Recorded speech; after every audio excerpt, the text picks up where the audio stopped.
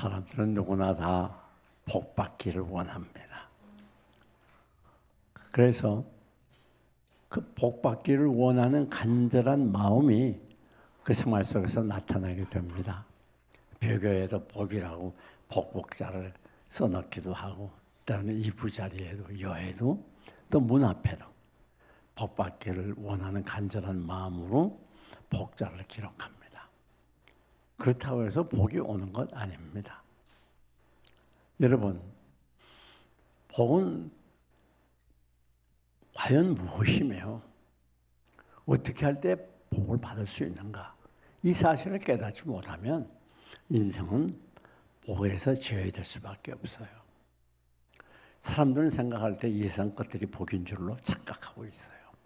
그래서 물질이 많으면 편안하고 잘 살고 그게 복인 줄 알지만은 차라리 물질이 없었으면, 적었으면 편안하게 살 사람들이 물질이 많음으로 인해서 힘들어지고 고통스러운 분들이 많이 있습니다.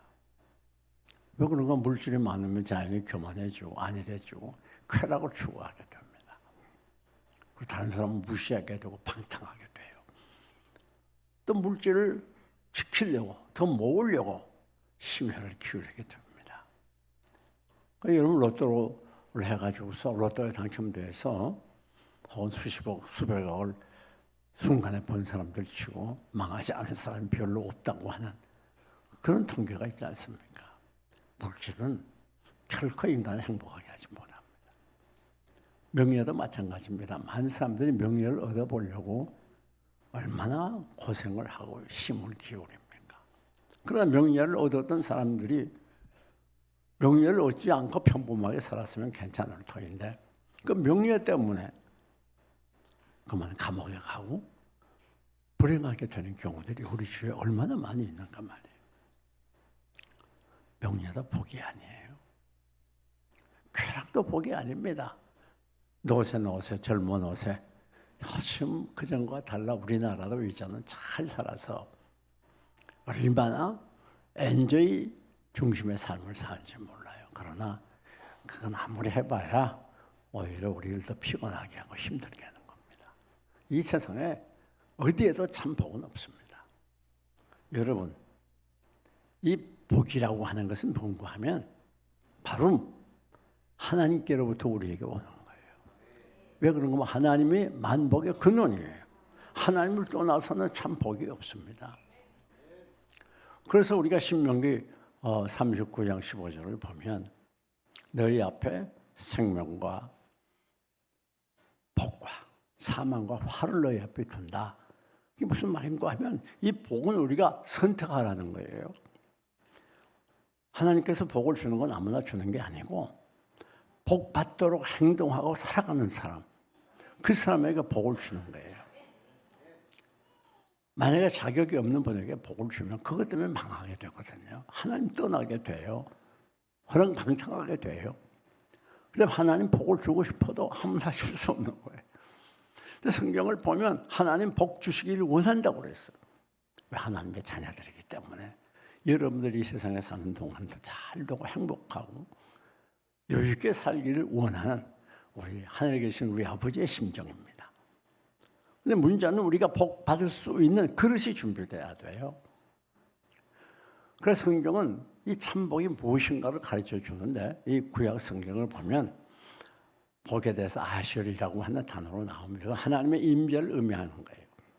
또 신약에는 마카리오스라고 하는 단어로 나타나는데 그것은 영적인 복, 또 기쁨, 승리 그런 뜻이 있어요. 다시 말하면 이 구약이나 신약의 복의 개념이라고 하는 건 우리가 하나님이 우리에게 임비해서 우리 마음속에 기뻐하고 감사하는 거, 행복하게 사는 거, 그게 바로 복이라는 말입니다.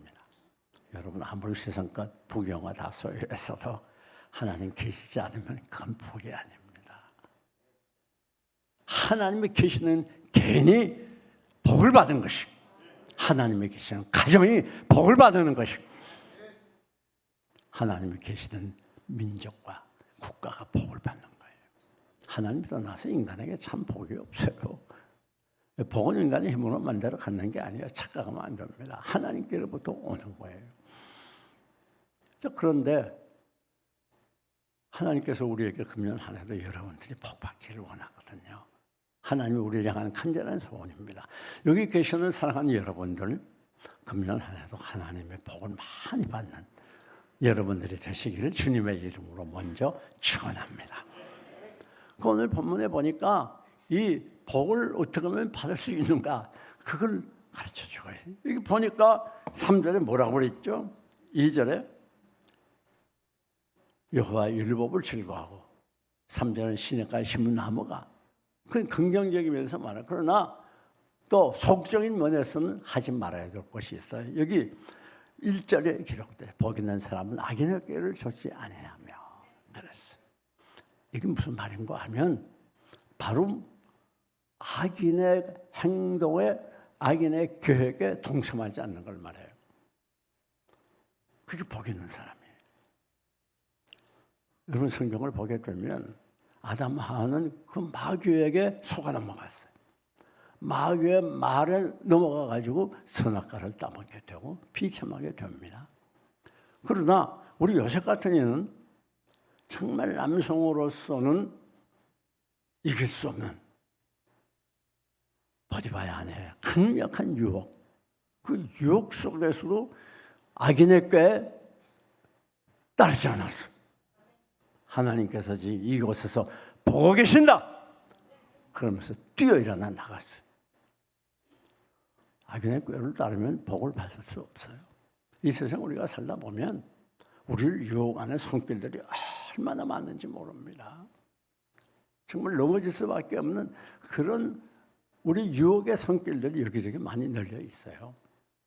그럴 때 오늘 우리들이 거기에 미혹되고 넘어가지 않고 오직 우리들이 바로 설 때 거기서 복이 있는 거예요. 사랑하는 여러분, 이 유명한 성령 주석가, 특별히 구약 주석가인 델리지라는 분이 있습니다. 그분의 주석을 보게 되면 여기 악인의 의미가 뭔가 하면 매이지 않는 삶이란 뜻으로 해석을 했어요. 그 일리가 있습니다. 그게 무슨 말인가 하면 악인들은 누가 악인이냐? 하나님께 매이지 않는 사람. 하나님께 매이지 않아요. 아무리 하나님 말씀하셔도 그 매이지, 저 하고 싶은 대로 해요. 그게 악인이란 말이에요. 말씀에 매이지 않는 사람, 그게 악인이에요. 우리 그리스도인들은 세상과 분명한 한계가 있어야 돼요. 경계선이 있어야 돼요. 우리가 세상으로 나가고 싶어도, 그래서 내게 유익하고 좋아도 그게 말씀이 아니면, 주님이 기뻐하지 않는 거면 가면 안 돼요. 내가 싫어도 하나님 기뻐하는 거라면 우리가 가야 돼요.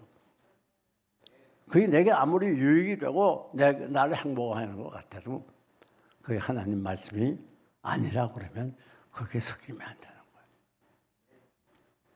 거예요. 여러분, 이게 복 있는 사람이에요.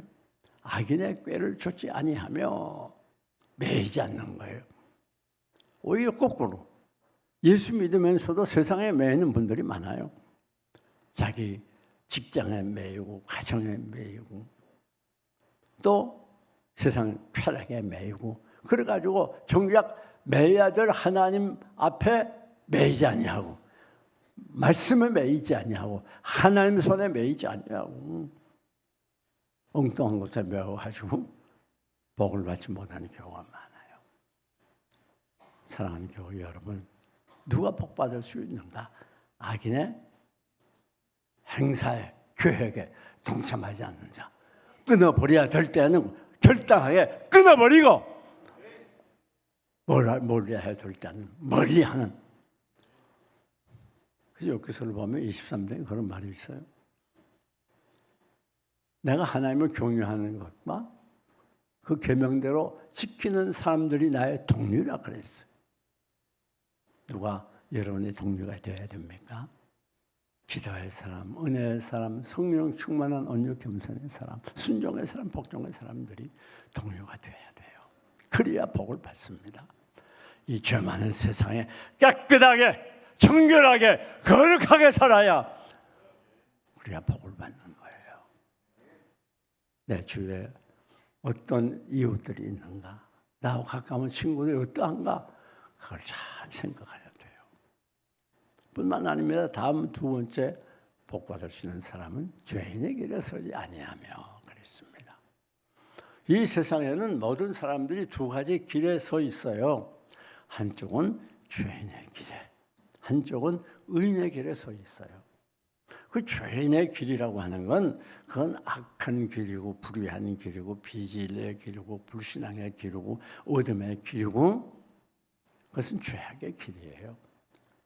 모든 염려와 좌절과 절망이 있는 길이에요. 그러나 의인의 길은 어떤 길인가? 그것은 선한 길이요, 깨끗한 길이요, 걸어가는 길이요, 하나님 함께하는 길이요. 그것은 축복의 길이에요. 우리가 어떤 길을 택할지 우리의 선택에 달려 있어요. 하나님은 이 죄인의 길에는 복을 주지 않아요. 의인의 길에 복을 주시는 거예요. 우리 예수님도 그렇게 말씀하세요. 자, 이 죄인의 길은 누가 안내자가 되냐? 마귀가 안내자가 되고 그 결국은 멸망이에요. 의인의 길은 누가 안내자가 되죠? 우리 예수님이 안내자가 되고 그 길은 생명이요, 축복이요, 영생이에요. 그런데 우리 예수님 말씀은 두 가지 길도 말씀했어요. 좁은 길과 넓은 길입니다. 자, 넓은 길이 있다. 그건 넓고 편해. 그래서 많은 사람이 그리로 따라가. 좁은 길은 길이 좁고 협착에 힘들어. 그래서 좁은 길로 가는 사람이 별로 없어. 우리 주님이 그렇게 말씀해요.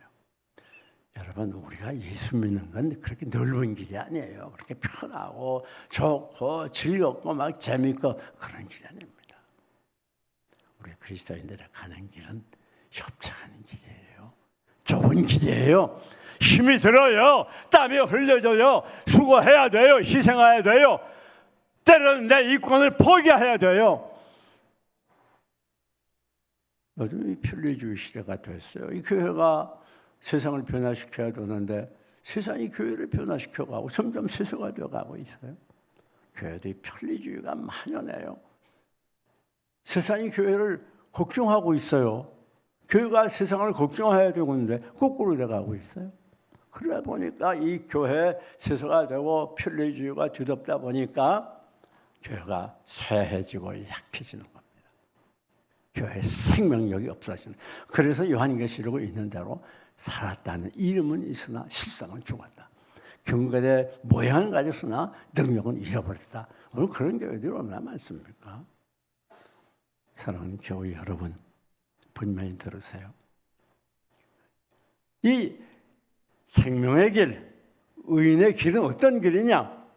그건 좁고 협착한 길이래요. 우리가 기도하는 거 힘이 듭니다. 좁습니다. 말씀 연구하고 가까이 하는 거 그거 좁은 길이에요. 힘이 들어요. 이렇게 바쁘고 어려운 때 날마다 나와 봉사하고 수고하고 헌신하는 거 이거 쉬운 거 아니에요. 그게 수고가 필요하고 노력이 필요하고 땀이 필요하고 희생이 필요해요. 뭐 그렇게 힘들게 예수 믿을 게 뭐야. 편안하게 믿지. 그런 분들 상당히 계세요. 목회가 예수는 그렇게 편안하게 믿는 게 아닙니다. 신앙생활은 좁은 길로 가는 거예요. 넓은 길로 가는 게 아니에요. 오늘 우리에게는 누구나 다 십자가가 있습니다.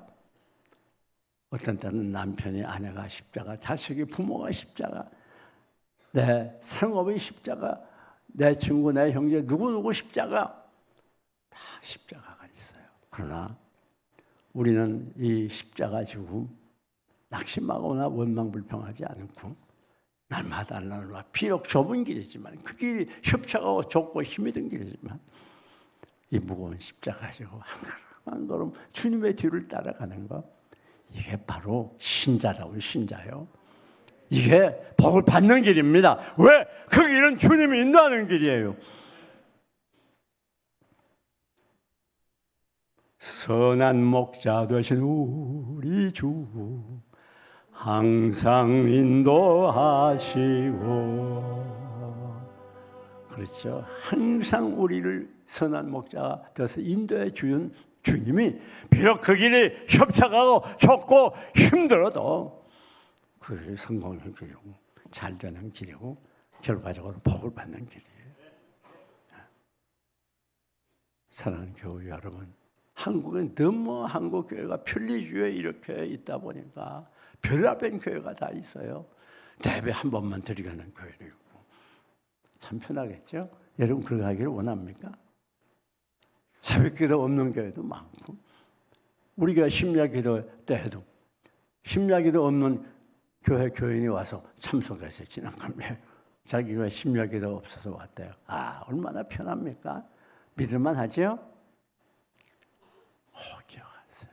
신앙생활은 편하고 좋고 날랄라 하는 넓은 길이 결코 아닙니다.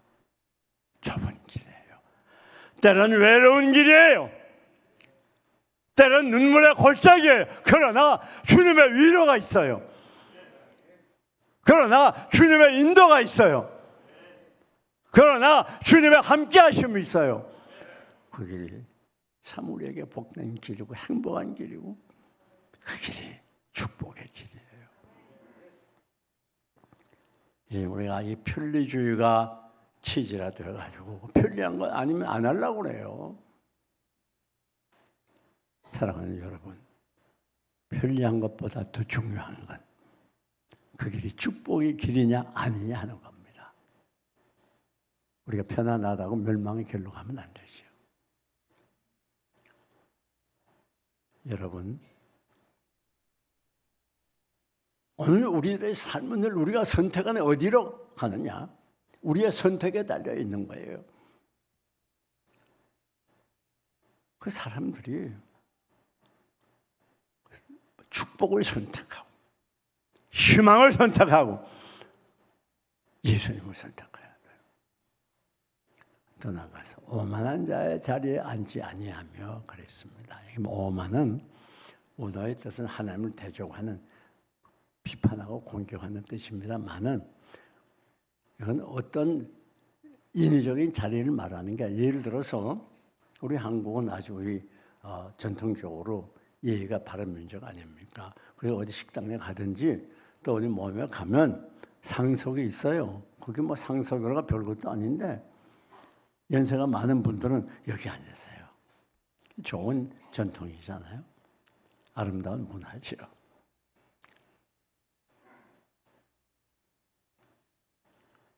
우리 예수님이 그렇게 말씀하셨어요. 바리새인들을 향해서 야, 너희가 잔치하는 집에 가면 그 상석에 앉지 마. 아래석에 앉아.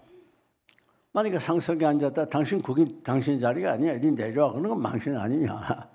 그러나 낮은 자리에 미리 앉아 있다가 이 높은 자리로 상석으로 오세요. 그러면 얼마나 영광스러우니? 바리새인들은 잔치에 상석을 좋아해. 그러면서 바리새인을 공격한 기사가 성경에 있습니다. 그런데 여러분 여기는 어떤 이 물리적인 장소를 의미하는 게 아니에요. 마음의 장소를 말하는 거예요.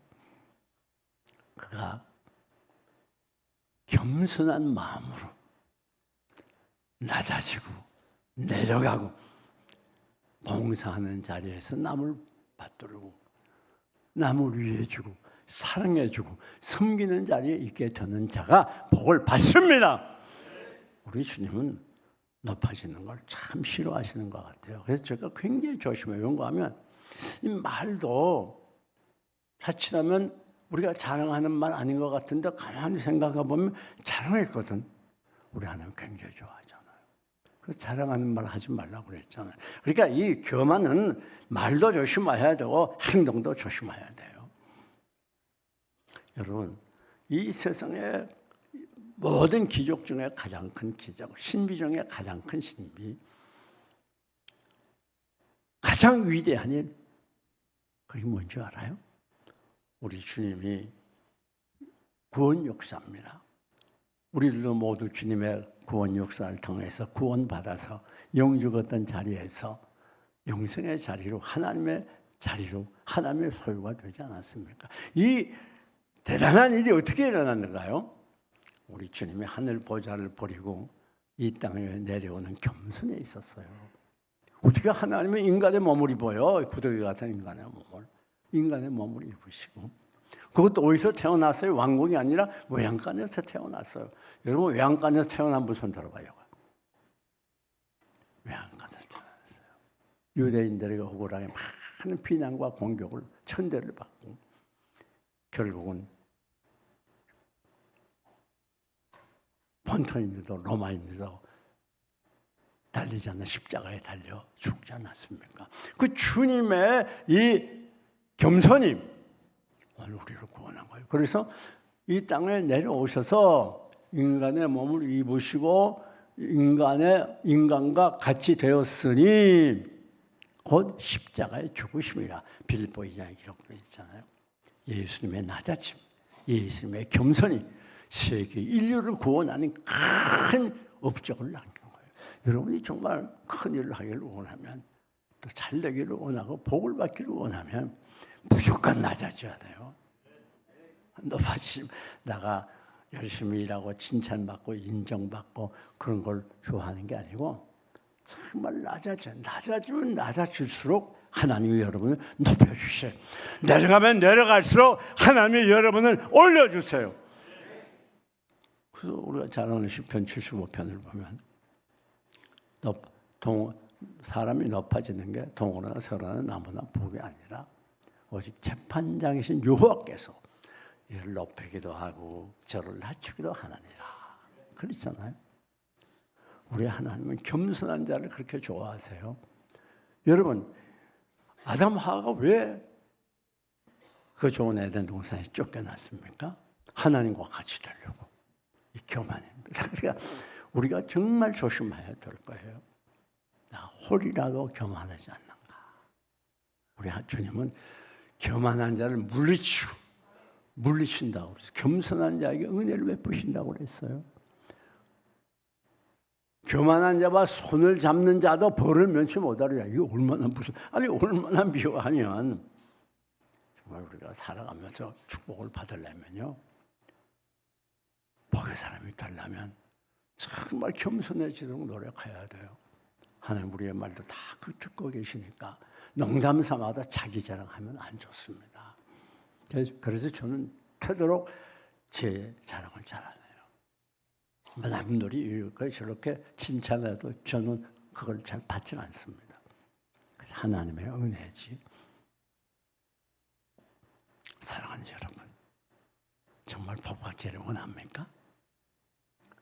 여러분이 꼭 기억해야 되는 건 낮은 자리에 줘야 돼요. 그럴 때 사람들도 그를 높여주고 하나님도 그를 높여주고 오직 재판장이신 여호와께서 이를 높이기도 하고 저를 낮춘다는 말은 우리 하나님은 우리가 높아져야 될 사람인지 아닌지를 분명히 안다 그 말이에요. 재판장이. 그래서 판사가 죄를 판결해내는 것처럼 정확하게 우리를 판단했어요. 높여야 될지 낮아야 될지. 내가 무슨 노력하고 애쓰고 한다고 해서 복받고 잘되고 높아진 줄 착각입니다. 모든 것이 우리 하나님께로부터 오는 거예요. 이 한 해 동안 여러분이 오만한 자리에 앉지 아니하고 더 겸손해서 축복의 사람이 되시기를 축원합니다. 그래서 잠언서 22장을 보면 겸손하면 하나님이 영광도 주시고 높여도 주시고 또 물질로 풍요하게 주신다고 약속하지 않았습니까?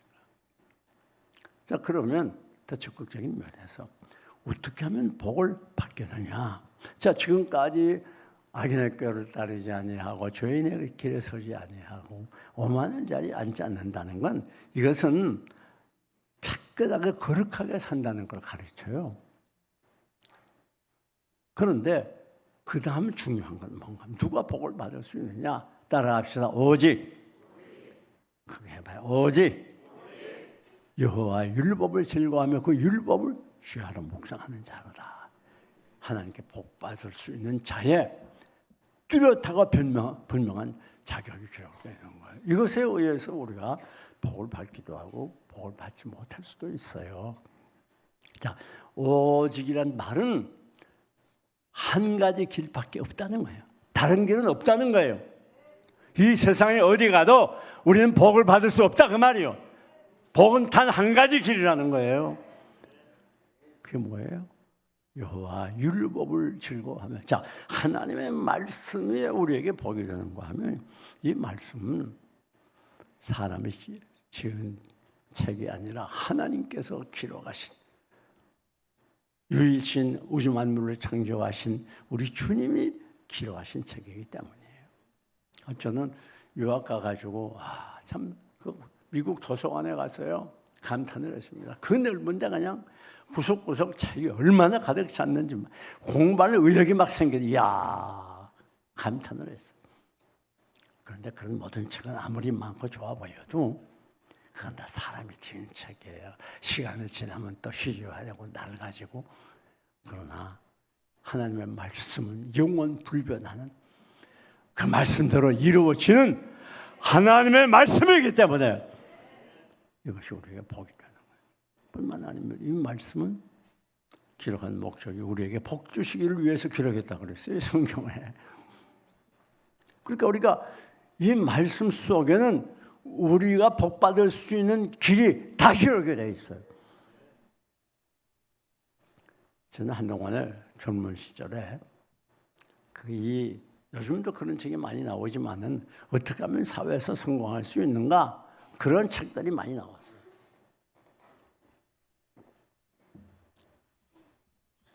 그래가지고 또 어떤 분은 나폴레옹 힐이라는 분은 저희 미국과 유럽의 큰 성공자들만 찾아가서 인터뷰하고서 성공의 비결을 기록한 책도 제가 읽어봤어요.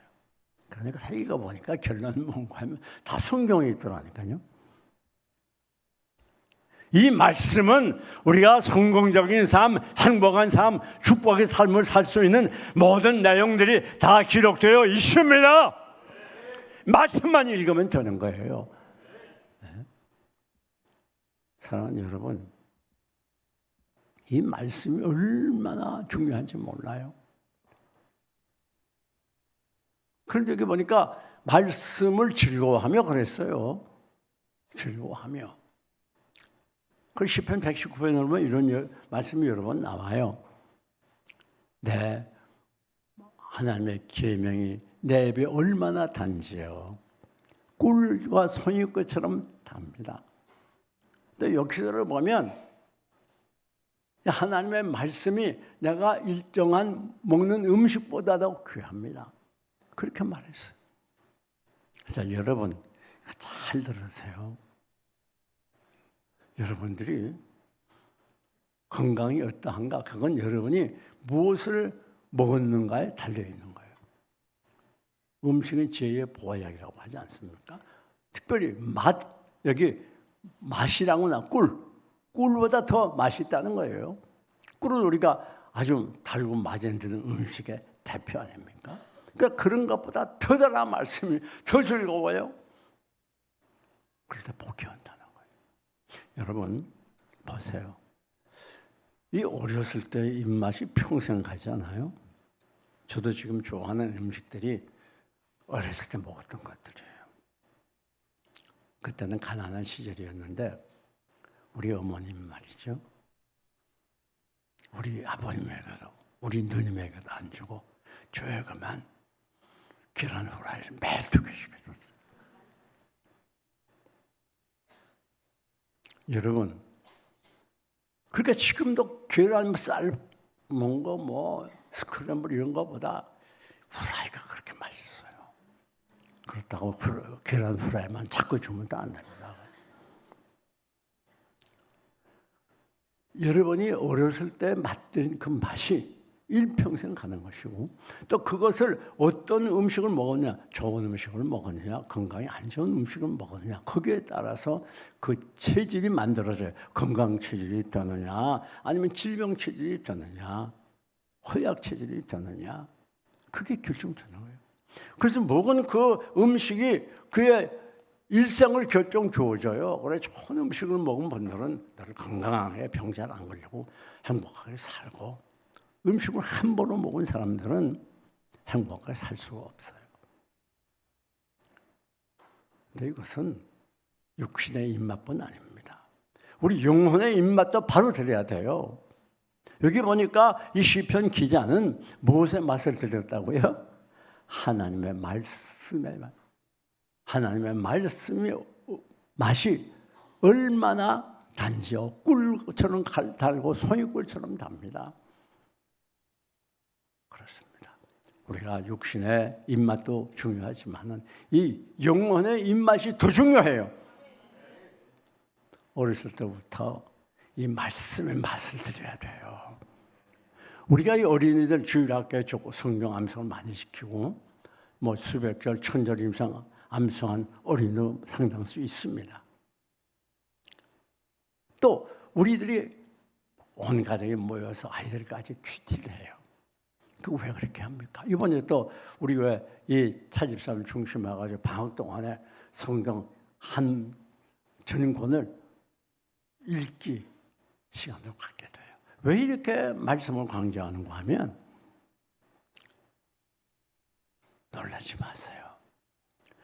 이 말씀의 맛을 들이기 위해서 어렸을 때부터 말씀의 맛을 계속 들이다 보면 이 아이들이 커서도 말씀이 익숙해지고 말씀이 계속 좋아지고 말씀이 사랑스러운 그렇게 되면 그 아이의 장래는 복을 받게 되는 것이고 말씀의 인도를 받게 되는 거예요. 말씀이 그 아이들 속에서 그들을 지배하고 장악하고 그들을 변화시키고 새롭게 하고 하나님께 가까이 가게 하고 말씀대로 순종하게 하는 거예요. 그래서 말씀이 귀한 거예요. 어디 맛을 들여? 어떤 사람은요 텔레비 연습곡에 맛을 들인 분들이 많더라고요. 또 연습곡에 한번 맛을 들이면 그건 못 떨어지게요. 떨어지기 힘들어요. 왜 주인공이 사고 났습니다. 응급실에 들어갔습니다. 위급합니다. 그리고 끝. 이게 다음번에 사나좀 꼭 살아야 되는데. 그리고 그 다음에 또 본단 말이에요. 꼭 그렇게 만드는 거예요. 자꾸 끌라고. 애인 만나러 미국에 갔는데 만날지 안 말지 잘 몰라. 정말 만날 건가? 끝. 여러분, 그런데 맞들리면 그건 그리스도인이 아니에요. 어떤 분은 놀러 가는데 맞들리는 사람들 있어요. 너세 젊어 너세. 요즘 뭐 좀 여유가 있는 시대니까 차 좋고 길 좋고 음식 좋고 얼마나 좋습니까? 그 맞들리면요 패망하기 쉬워요. 영적으로 병들기 쉬워요. 어떤 분은 음란 비디오에 맞들린 사람 그러면 인생 종치기 쉬워요. 어떤 분은 술 담배에 맞들린 사람 그래 놓으면 나중에 그걸 끊으려도 끊기 얼마나 어려운지 모르면 우리 교회는 뭐 그런 분 끊는 분은 많이 계십니다만은 그냥 은혜로만 끊을 수가 있어요. 그리고 이것이 몸에 40~50가지 암을 발생하는 원인자가 된다고 알면서도 못 끊어요. 그 맛이 들어가지고 여러분이 맛들린 음식 끊는 게 쉽지 않잖아요.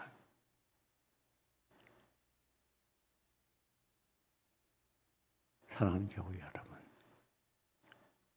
그 다음 여기 뭐라 그러는가 하면 오직 여호와의 말씀을 즐거워하며 그 말씀을 주야로 묵상하는 자로다.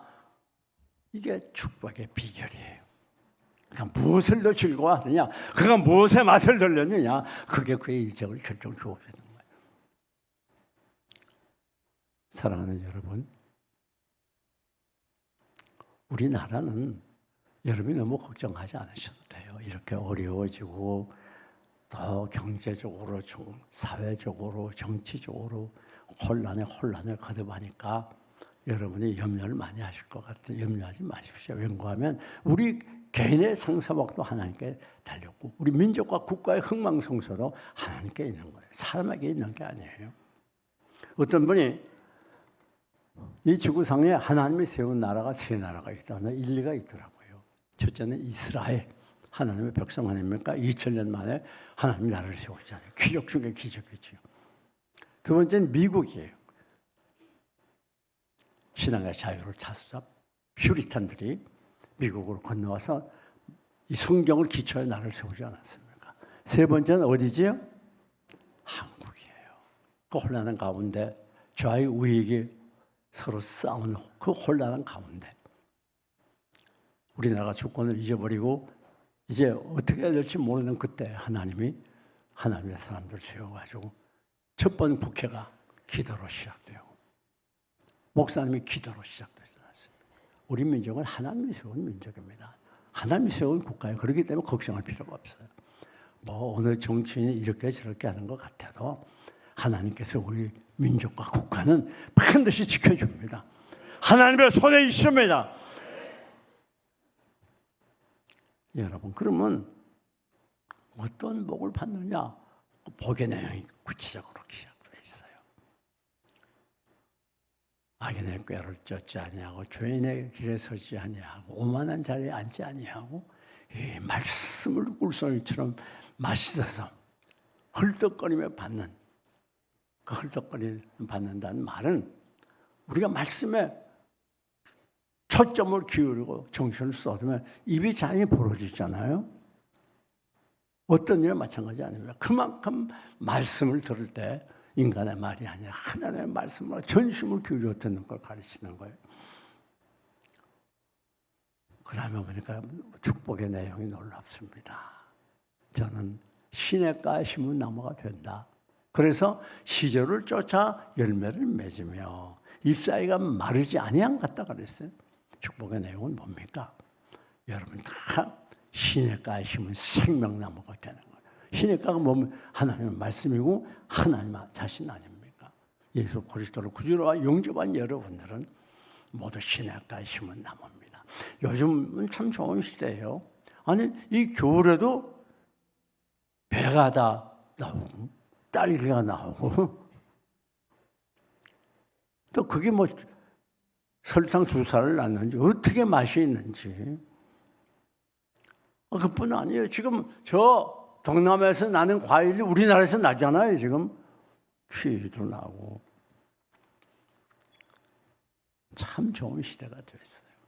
계절을 가리지 않고 나와요. 무슨 말인가 하면 하나님 복을 받는 사람들은 계절에 관계없이 하나님의 축복의 열매가 맺히는 거예요. 때에 관계없이, 환경에 관계없이 여러분에게 많은 열매를 맺게 하는 거예요. 무슨 열매? 첫째는 우리 영혼의 열매를 맺게 하는 거예요. 우리 영혼이 소생되고 은혜와 성령이 충만하고 갈수록 주님 가까이 하게 하고 주님 사랑하고 사모하게 하고 은혜와 성령이 충만한 영적인 열매를 맺게 합니다. 뿐만 아닙니다. 두 번째는 성령의 열매를 맺어요. 갈라디아서 5장 22절대로 사랑과 희락과 화평과 자비와 영성과 절제, 온유와 충성, 이런 성령의 열매, 인격적인 열매입니다. 우리가 이와 같이 말씀을 연구하면 사랑하면 우리가 예수 그리스도를 닮아가게 되는 거예요. 우리들이 오래 예수 믿어도 인격의 변화가 없는 것은 말씀을 멀리해서 그래요. 말씀만이 우리를 변화시킵니다. 우리를 새롭게 합니다. 주님을 닮아가게 하는 거예요. 말씀에 깊이 빠지면 나도 모르게 변화가 되고 주님을 닮아. 왜? 이 말씀은 성령으로 감당한 말씀이기 때문에. 뿐만 아닙니다. 더 놀라운 말씀. 다 같이 따라합시다. 모든 일에 다 형통하리로다. 참, 이게 보통 복이 아니에요. 그가 하는 모든 일이 다 형통하래요. 이게 제가 여러분 위로해 드리려고 하는 말입니까? 아니잖아요. 하나님 말씀했잖아요. 여러분, 정말 이 죄 많은 세상에 깨끗하게 살면서 박수 붙들고 이 말씀대로 살려고 노력할 때 이 말씀이 내게 가장 즐겁고 행복하고 가장 이 말씀이 내게 꿀처럼 달고 말씀과 함께 살아가면 하나님이 다 형통하게 해준다. 여러분 시편 119편을 보면 그게 말씀에 대해서 기록이 많이 되어 있는데 여호와의 계명을 사랑하는 자는 큰 평안이 있으니 저에게 장애물이 없으리로다. 이야, 놀라운 말씀이죠. 이 말씀을 사랑하고 말씀을 읽고 묵상하면요 큰 평안을 주세요. 이 세상에서 얻지 못하는 평안, 그 말씀 속에서 얻는 거예요. 말씀 믿다 보면 외로워서 위로받지 못해서 사람에게 무슨 참된 위로가 있습니까? 힘들어할 때 그때 이 말씀이 나를 위로해줘요. 나를 만져줘요. 의지 없을 때, 의지 없어 외로이 몸부림칠 때 이 말씀이 나에게 의지가 되고 나에게 힘이 되고 나를 붙잡아주는 놀라운 말씀입니다. 염려와 고통과 불안 속에 침몰되었을 때 말씀을 가까이 하면 이 말씀이 내게 희망을 주고 절망 가운데 일어설 수 있는 힘을 주는 거예요. 그래서 말씀이 중요한 거예요. 우리가 이 축복의 삶은요, 말씀 외에 없어요. 또 시편 119편에 보면 말씀을 사랑하는 자는 스승보다 지혜가 승하게 하겠다. 이 말씀은 지혜서예요. 우리가 이 세상 살면서 참 어떻게 해야 될지 무슨 일을 해야 될지 모르고 답답해할 때 그때 이 말씀을 붙들면 이 말씀이 여러분에게 세상 뚫고 승리하고 문제를 해결할 수 있는 지혜를 주는 거예요. 말씀은 지혜서예요. 그 여러분이 말씀을 사랑하고 가까이 하면 넉넉히 이 세상을 승리하고 문제를 해결할 수 있어요. 뿐만 아닙니다. 이 말씀은 모든 행사가 다 형통하리로다. 형통한다는 말은 오늘의 뜻을 보면 뚫어진다는 말이에요. 문제가 뚫어집니다. 환난이 뚫어집니다. 다 뚫어지는 거예요. 그렇다고 해서 문제가 전혀 없다는 말이 아닙니다. 문제도 있고 환난도 있지만 그때마다 하나님이 환난 중에 여러분의 장래를 열어주게 되고 장애물을 제거시켜주고 놀라운 하나님의 인도가 있다는 걸 가르칩니다. 사랑하는 교우 여러분, 이제 우리 1년을 앞에 놓고 두려워하지 마시기 바랍니다. 염려하고 걱정하지 마세요. 현실을 바라보고 낙담하지 마세요. 오늘 우리 하나님이 우리에게 복 주기를 원하는 것을 분명히 약속했고 또 복 주신다고 하셨으니 이 축복의 약속 굳게 붙들고 악인의 꾀를 쫓지 않고 죄인의 길을 세지 않고 오만한 자리에 앉지 않는, 그래서 죄와 타협하지 않고 깨끗하고 거룩하게 사는 삶, 그리고 오직 여호와의 말씀에 복이 있는 줄 알고 여호와의 말씀을 즐거워하고 주의 안에 묵상하고 말씀 중심의 삶을 살아서 여러분의 모든 행사가 다 형통하는 놀라운 복을 받으시기를 주님의 이름으로 축원합니다. 축원합니다.